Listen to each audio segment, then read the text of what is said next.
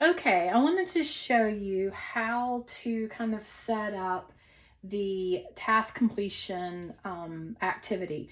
So, first of all, in order to set your little things up, you can use popsicle sticks like this one.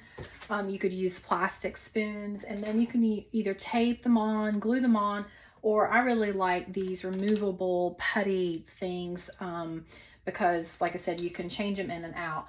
Also like to have an envelope so that way I can keep all of the pieces parts in it. And you need some sort of a big cup or something like that. This is probably not quite big enough. But what you do is, first of all, based on the child's interest, you will go ahead and set up each one of your, I'll just call them popsicle sticks. So that way each one has the monster or whatever, and then a number one.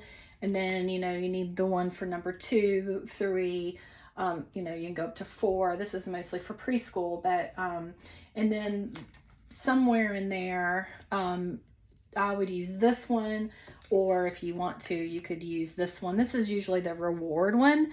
So I usually put that at the end, but it just depends on how the child is kind of working or whatever. So, what we want them to do is to be able to do number 1, 2, 3, and then they would get the reward at the end, which is something that should be highly motivating for the child.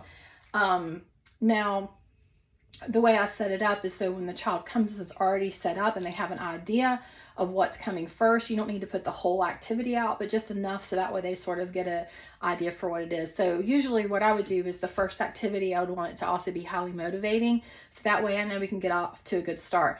When the child has finished the activity, then you're going to put this one into the cup.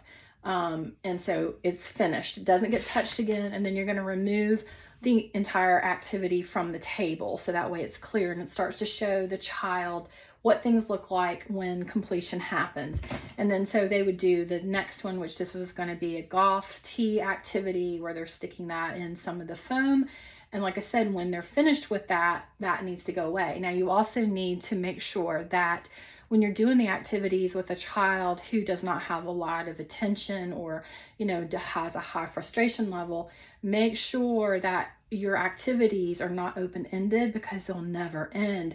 And you also want to catch them doing something good. So if you start to notice that they're getting frustrated, you need to stop the activity way before that, even if they're really not completed, because only you know when the activity is truly completed. And that way you can say, hey, that's doing great. Okay, you're finished with that one. And then, let them put it in the cup because that's really motivating to have them put it in there. So stop them before they get frustrated. If that happens a lot, you may need to make sure that you're shortening the activities of each one or not having as many. So that way they're not feeling that frustration.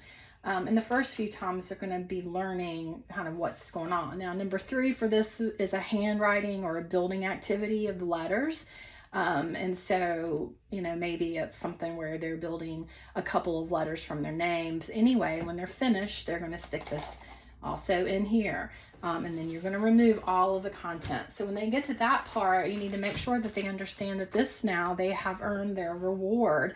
And after they finish with this, then we're going to transition back to the classroom or wherever, but we're finished after that. So a lot of kids like the sensory activities. That's very rewarding for them, but just make sure it's not open-ended. Okay. So, it needs to be like, we're going to find all 10 beads or all 10 monsters and pull them out and then we're finished.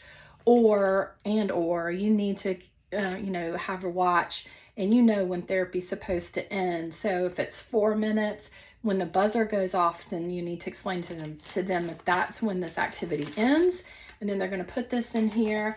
And now on this one, they just gave the power to the rocket ship and now it can blast off and we're done with therapy. Okay.